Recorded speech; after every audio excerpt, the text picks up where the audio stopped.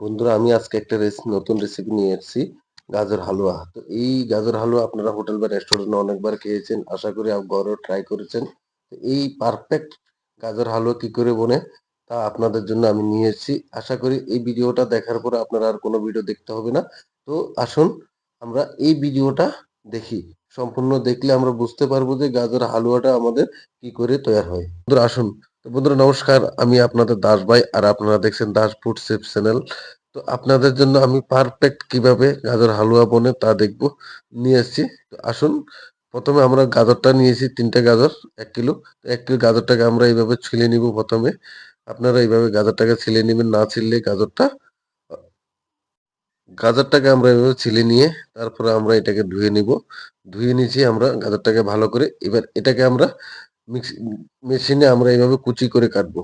দেখেন, এইভাবে কুচি করে কাটবেন। আপনারা এইভাবে কুচি করে কাটবেন। কুচি করে না কাটলে গাজরটা সহজে গলবে না।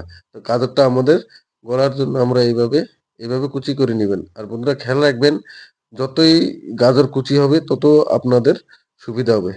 ঠিক আছে? তো এইভাবে গাজর কুচি করে আমরা একটা থালে নিয়ে নিব। থালে নিয়ে এটাকে আমরা রাখবো।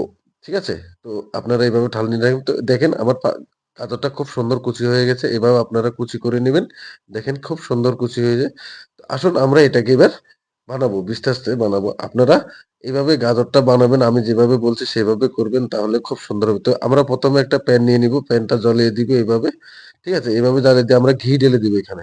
ঘিটা ঢেলে দিয়ে আপনারা এভাবে ঘি দিয়ে ইউজ করবেন। তো ঘিটা ঢেলে দিয়ে আমরা একটু হালকা গরম করব। এখানে আমরা কাজু, কিশমিশ আর কাঠবাদাম ৩টাকে আমরা এটাকে এভাবে দিয়ে সুন্দর করে হালকা ভেজে নিব।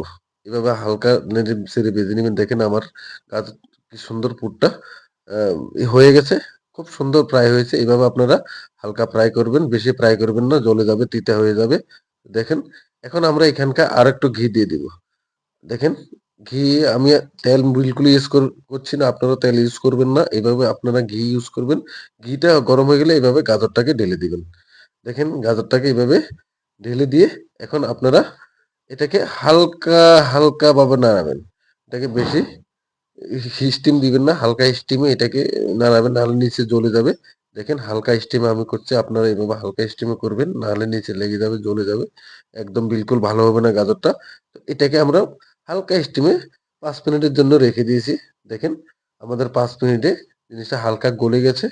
এটাকে আমরা হিলিয়ে দেখব। দেখেন একবারে নিচে জ্বলেনি। এভাবে ফুল স্টিম দিলে নিচে জ্বলে যাবে, কিন্তু আপনাদেরকে আমি বলছি আপনারা এভাবে হালকা স্টিমে করবেন। একটু টাইম নিবে। টাইম নিলে আপনারা হালকা স্টিমে করবেন। ঠিক আছে? তো এখানে আমি ঢেলে দিচ্ছি দুধ। দুধটা ঢেলে দিয়ে আমি এটাকে একটু ভালো করে নাড়াচাড়া করে দিব। দেখেন এটাকে আমি একটু হালকা ভালো করে এভাবে নাড়াচাড়া করে দিব।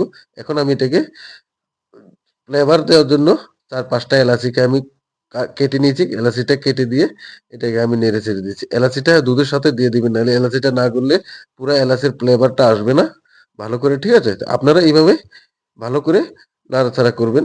নাড়াচাড়া করে এইভাবে ঢেকে দিবেন ১০ মিনিটের জন্য। দেখেন ১০ মিনিট পরে আমাদের গাজরটা একবারে পারফেক্ট গলে গেছে। দেখেন কি সুন্দর গলে গেছে। এইভাবে করছি দেখছেন? পারফেক্ট গলে গেছে। আর গাজরের যে একটা সেন্ট আছে, সেন্টটা বেরিয়ে আসছে। গাজরের এখন ফ্লেভারটা খুব ভালো আসবে। যাতে গাজরের সেন্টটা না আসে, দেখেন আমরা এইভাবে করেছি। এখন আমরা এখানকার ড্রাই ফ্রুট ঢেলে দিচ্ছি। ঠিক আছে? ড্রাই ফ্রুটটা ঢেলে দিয়ে এখন আমরা এখানে চিনি ঢেলে দিব। ঠিক আছে?